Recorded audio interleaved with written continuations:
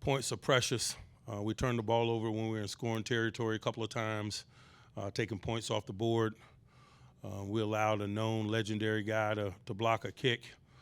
He's probably the leading kick blocker, active kick blocker in the NFL. He skinnied it in gap and blocked the kick, and then obviously we couldn't get the needed stop at the weightiest moment on defense. Everybody knew it was going to be a close game, and the Steelers fell short, losing to the Ravens on Sunday at Acrisure Stadium, 16-14. Hi, everybody. I'm Missi Matthews. Welcome to the Extra Point presented by Microsoft Surface. A lot to digest as we head into the final games for the Steelers in just a little bit, but we want to talk about Steelers and Ravens, so let's welcome in our panelists to do so. Craig Wolfley of the Steelers Radio Network, JMU Hall of Famer, and from SNR, Arthur Moats, and Matt Williamson from Steelers.com and SNR as well. So we'll start maybe big picture here, Wolf. What was the most disappointing thing from yesterday's loss? Well, I think for anybody that's toiled in the trenches at all, it had to be the physicality that was lost at the line of scrimmage. Yes, there's 3 interceptions, and yes, some other things didn't go the Steelers' way. But for all those guys, you know what it's like. You know what you need to do. You know what you want to do.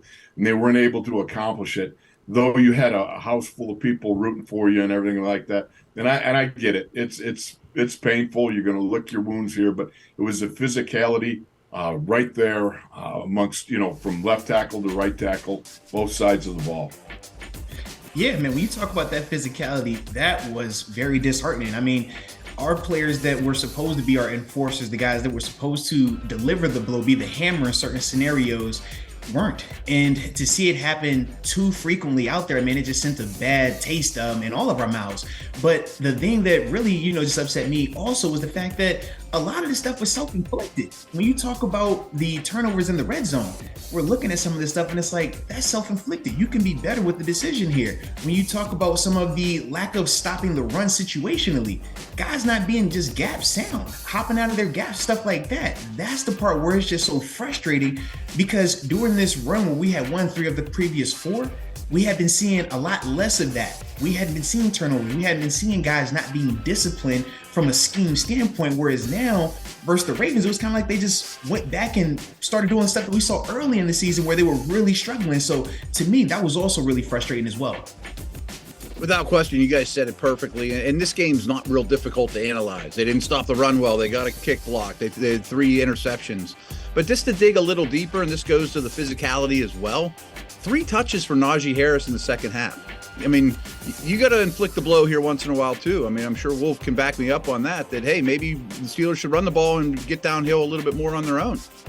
Absolutely. But as Wolf did say, in the trenches, man, we did not win enough there. The physicality really was on their side in terms of just offensively and defensively, the way they were able to control that element of the game. And yeah, that was something that we had really been doing well also during this stretch of, coming out of the bye week and stuff like that. It's funny because it took me back to a time when this would be a game where my head coach, Chuck Knoll, you'd walk by and you'd hear the words that made you cringe, back to basics.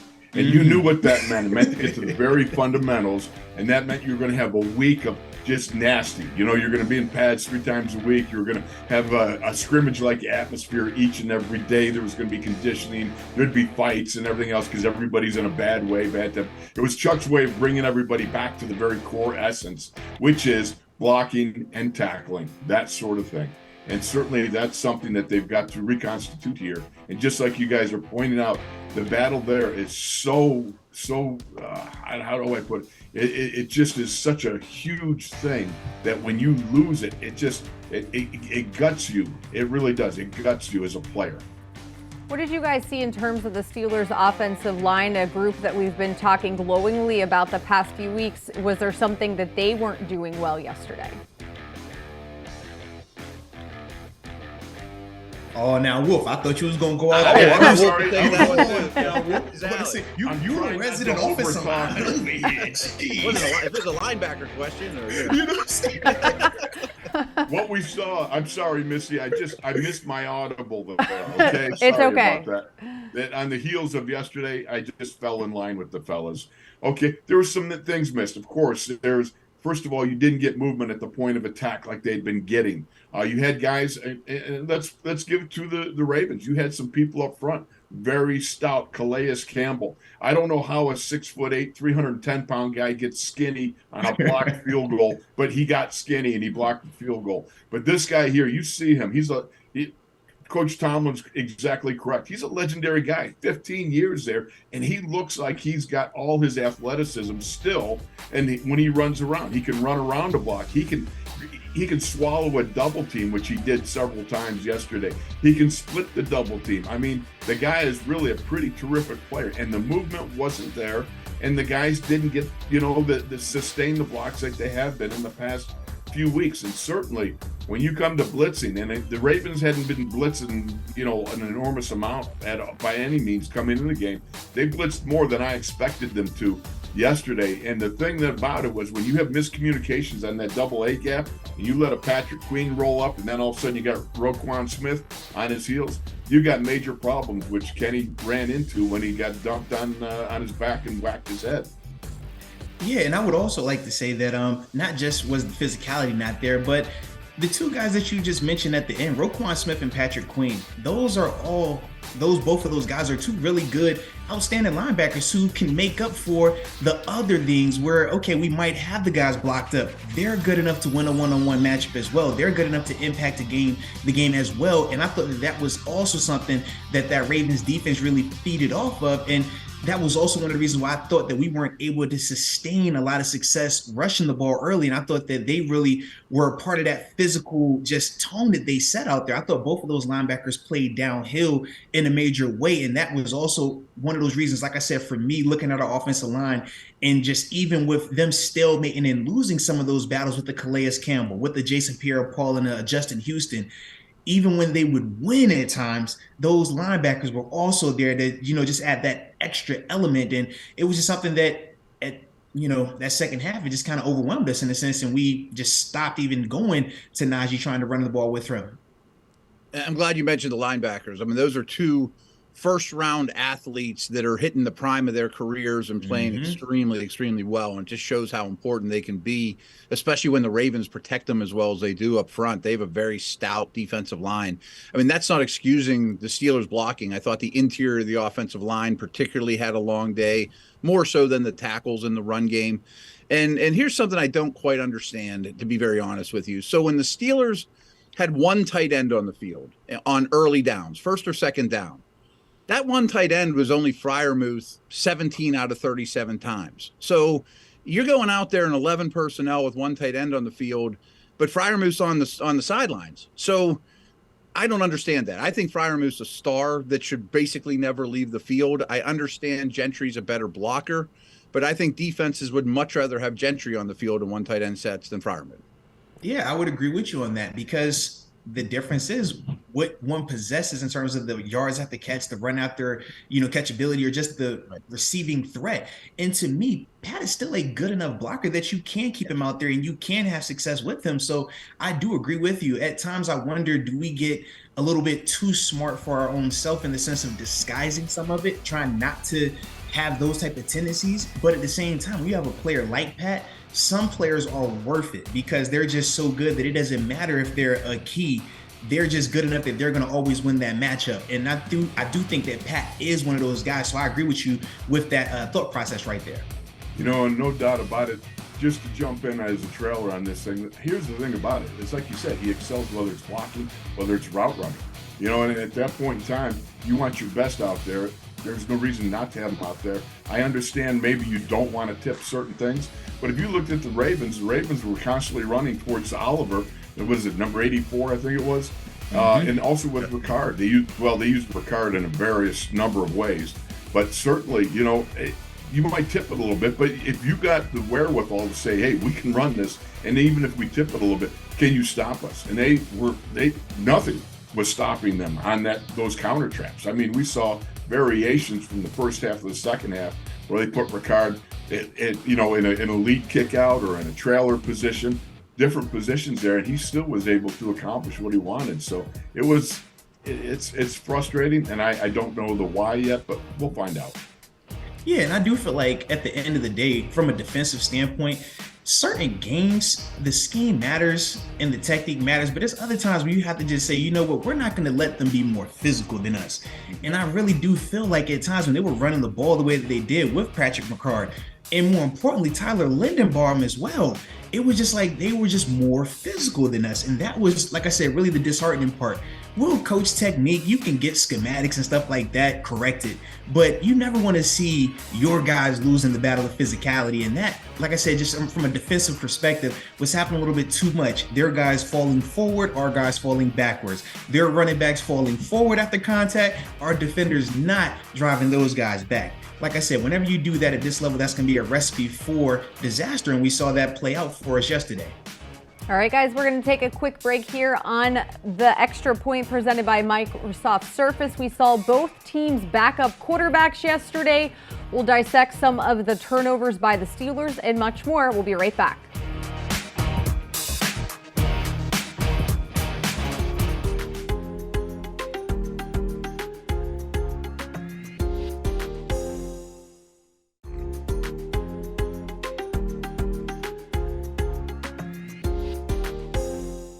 I just wanted to go out there, run the offense. Obviously, it was aggressive, overly aggressive at times, which showed up with the turnovers. But it was great to be back out there with the guys. I appreciate everybody battling all 4 quarters. A lot of stuff I can do better. But coming off the bench, I just wanted to go in there, try to provide a spark. I thought we did a good job moving the ball, but I got to protect the football, and that's obvious. Guys, and protecting the football is something we saw from Kenny Pickett following the Steelers' bye week. That was backup quarterback Mitch Trubisky, who came in for relief for Kenny yesterday against the Ravens. And Wolf, what did you see from the offense in terms of what changed whenever Mitch Trubisky went in? Well, the beauty of it is he came in and did exactly what you want from your backup quarterback. He was able to blend in efficiently with the offense, and he ran it very, very well.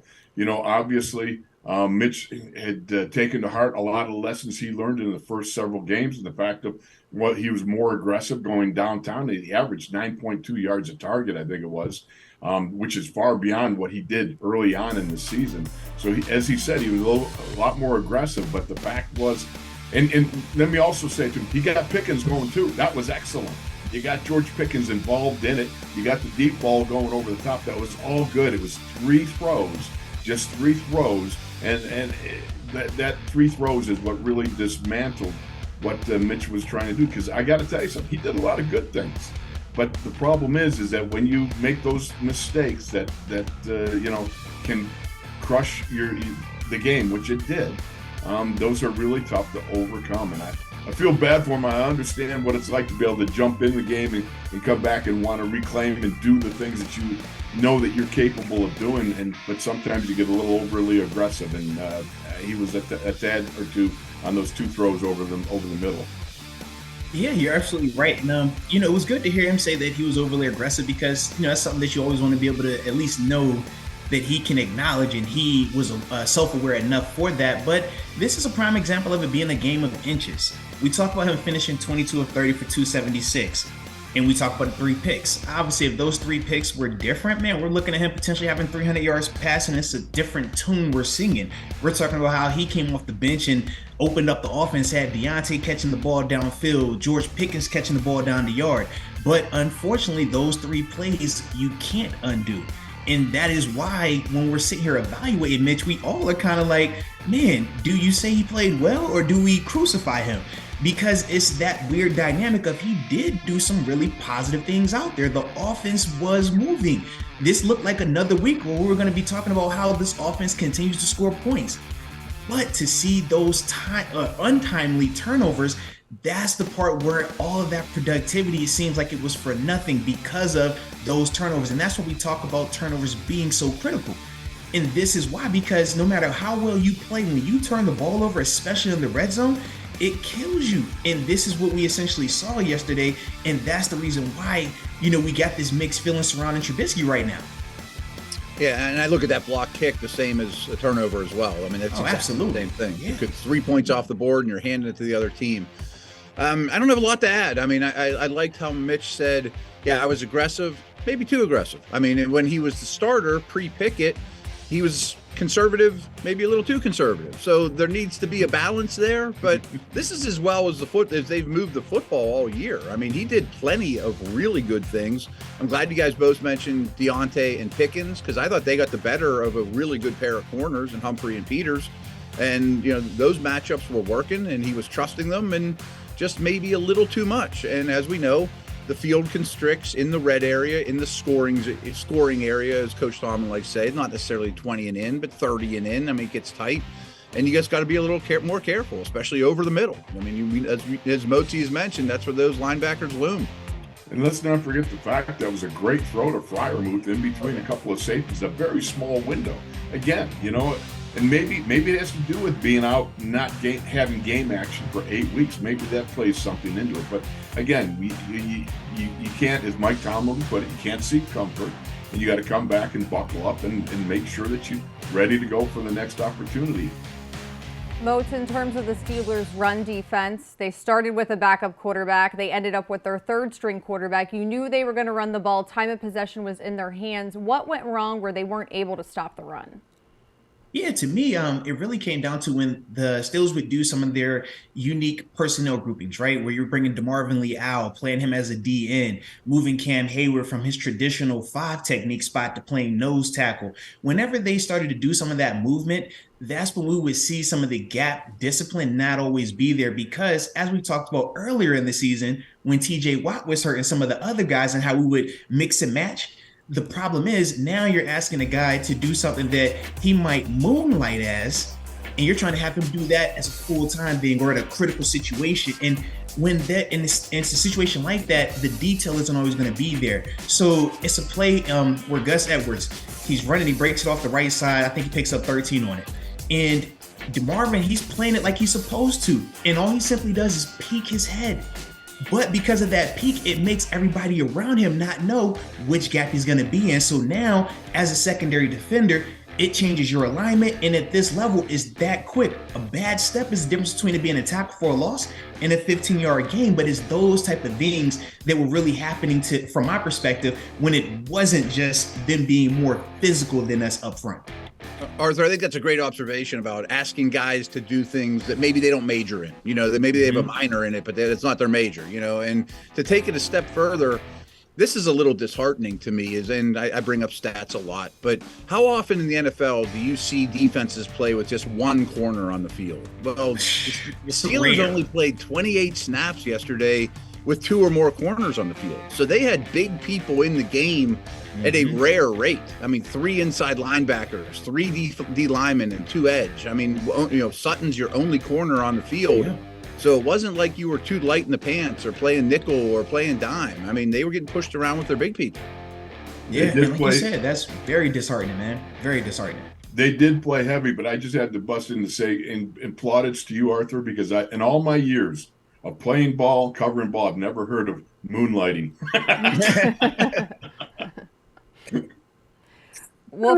Wolf, in terms of the mentality of this team, they're sitting at 5-8. I think going into this matchup, you thought, okay, if we can get this win over Baltimore and do some other great things down the stretch, maybe the playoffs are at hand. Where do they sit right now, and how does the locker room kind of regroup, knowing you have to get ready for the next game? It's called reload, Missy. There's nowhere to run. There's nowhere to hide. There's nobody coming in from the east to save these guys. This is all language and lingo that I learned way back when as a player, experiencing similar results. You have to just buckle up. Number one, you're a man, you're a pro. You got to buckle down and do it. This is what you're paid to do. It's not about right now the playoffs. It's about this next game in Carolina, and that's your only focus. The playoffs will take care of themselves. Way back in when I was playing, and we had to go into Tampa on Christmas Eve and get a win, and then we had to have like half a dozen things happen to get a playoffs. You couldn't worry about the half a dozen things. You had one mission. That's to go in and get that one win you need to get in. This is the start of everybody playing for their jobs too, which is really weekly. That's what you do every week. And so you got to buckle up and have that mindset. You're going to finish strong. Whatever happens, happens. But right now, your only focus is on beating Carolina. And just like Atlanta, just like Baltimore, Carolina is going to run the ball and run the ball and run the ball too. I mean, these are like the 3 run heaviest teams in the league. Right. So get used to it. Yeah, you're absolutely right, man. And to keep it going, I mean, we got another run team coming up after that as well. So yeah, we're gonna have to learn to stop the run somehow, some way. But just to piggyback on what Wolf said, man, one of the things that Coach Tomlin would always tell us: decide once. And what he's saying when you say decide once that you're fully committed to this team, that you want to be here, and that you want to win a championship, because you can't allow the up and down of a season to dictate your preparation, to dictate your commitment level. You got to decide back in, February, March, that you're going to give it your all each and every week, because that's what it's going to take. That's how you're going to figure out who's going to be here when we get back to that confetti versus who are going to be the guys that are on the outside looking in. But you have to stay locked in this thing and play each and every game to the best of your ability going forward, period. Yeah, and I'm sure a message will be trickled down through the assistant coaches that we're not sure who we're bringing back and who we're paying and who we aren't and who's going to be in camp, and you still have some time to change our minds. You got one thing, and one thing only you can control, and that's your effort. That's it. Well, thank you guys for bringing your A game today on a not victory Monday. I was hoping for 3 in a row, but we will see what the Steelers can do in Carolina on Sunday. And thanks everybody at home for watching. The Extra Point presented by Microsoft Surface will be back here next week.